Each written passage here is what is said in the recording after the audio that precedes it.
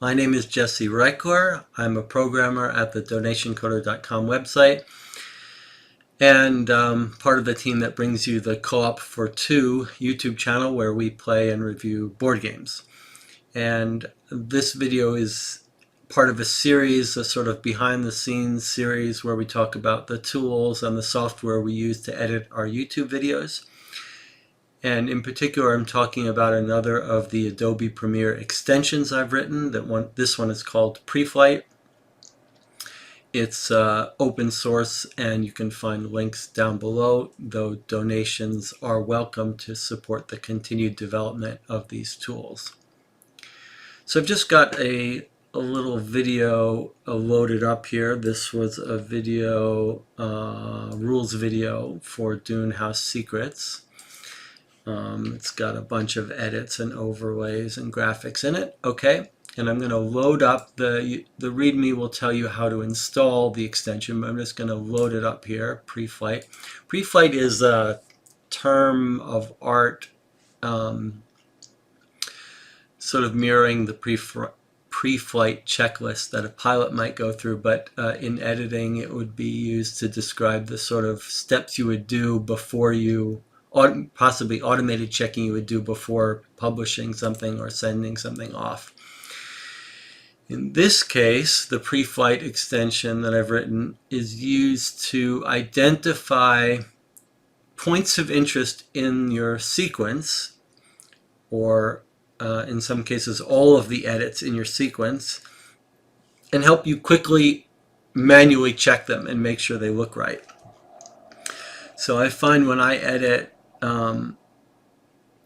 it's not uncommon for me to think I'm changing the zoom or something on one clip, but actually be changing it somewhere else and make a little mistake, like I've zoomed in or I've set some effect to the wrong area. So let's see what PreFlight can help you with. If you've watched some of my other Adobe extension tutorials, you'll notice that some of this, a big section of this, is the same. That's because there's some shared code in a bunch of my extensions that does some fairly heavy-duty scanning of sequence and even going into recursive sequences to find points of interest. So all of these options here are ways you can limit what it considers a point of interest and how it shows this to you.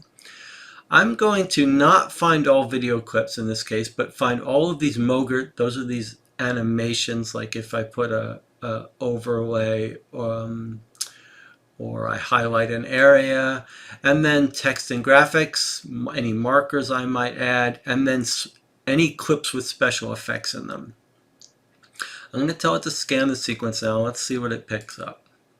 Okay, so it's scanned the sequence, and it's listed what it's found at each of these timestamps and why it's included them. So most of these you can see are because it's found some special effects on that clip. So we've got some scaling done where I've zoomed in, some scaling where I've had a blur, where I've tried to hide stuff for spoiler information.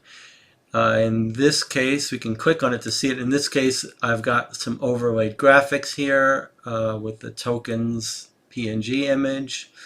This one is a Mogert graphics overlay. And then here's, if we click it, we can see it. Here's where I've zoomed in. And here's where I've done some blurring of something. You can see in the track, there's Adobe Premiere's way of telling us that this track has some special effects over here. And as I click in, you can see there's when I click on this tokens item it's found, you can see it's there. That's the graphic overlay. So you might just use this extension just in this way, to list these interesting points and let you quickly jump to them and investigate them, check them out, make sure they look the way you want them to look.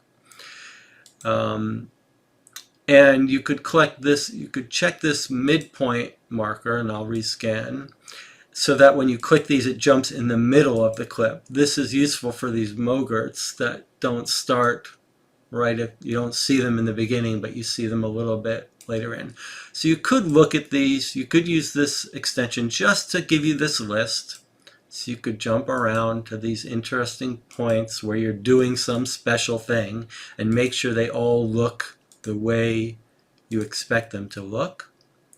If you wanted to look at every cut, you could include this marker. Now if we scan it, we're going to get some more hits. You can see here's just a cut. Here's another cut here. Another cut here.